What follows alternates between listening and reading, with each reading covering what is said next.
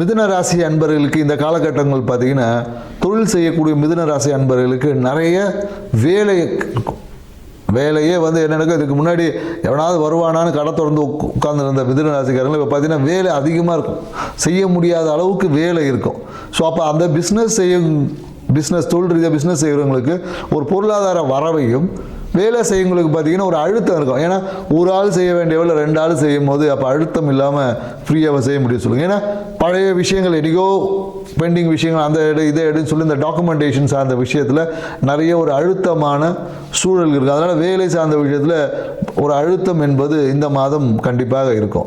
மேலும் எனக்கு பேச்சே பார்த்தீங்கன்னா இவங்க ரொம்ப கன்ஃபியூஸ்டாக நிலையற்ற பேச்சு இருக்கும். பேச்சில் ஒரு நிதானம் இருக்காது. இன்றைக்கி ஒன்று பேசுவாங்க, நாளைக்கு இவங்களே அதை மாற்றி பேசக்கூடிய அந்த சூழல்கள் என்பது இந்த காலகட்டத்தில் உருவாகும். எப்போ பார்த்தாலும் வேலை பற்றியே பேசி நிற்பாங்க நிறைய பேர்.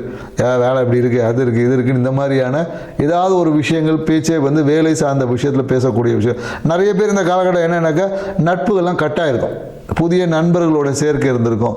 நிறைய அப்படியே நட்பு ஓட்டம் இருந்துச்சுன்னா நிறைய பேர் இந்த காலத்தில் ஆன்மீக பயணங்கள் சிறுதூர பயணம்னா நிறைய இந்த சிவன் கோயிலுக்கு சித்த சமாதிகளுக்காக பயணிக்கக்கூடிய ஒரு வாய்ப்பு என்பது இருக்குது. ஏன்னா இப்போ மிதுன ராசிக்காரங்க இவங்களா போய் ஏதாவது ஒரு பிரச்சனை வச்சுக்குவாங்க.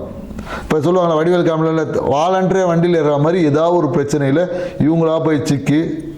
ஏன்னா நிறைய பேருக்கு எனக்கு அந்த பக்கத்து வீட்டுக்காரங்களோட சண்டை வந்திருக்கும். அது பார்த்தீங்கன்னா அப்படியே விட்டா போயிருக்கும். அதை பேசி இவங்களே பெருசாக்கி போலீஸ் ஸ்டேஷன் போவதற்கான வாய்ப்புகள்லாம் கூட இருக்குது. அதனால் மிதுன ராசிக்காரங்கள் பக்கத்து வீட்டுக்காரனோட நட்புறவை பாடுங்க. அதே சண்டை ஆகிற மாதிரி இருந்தால் ஒரு மன்னிப்பு கேட்டு போகுங்க. இதான் உங்களுக்கு பரிகாரமே. ஸோ இதை செஞ்சு பாருங்கள்.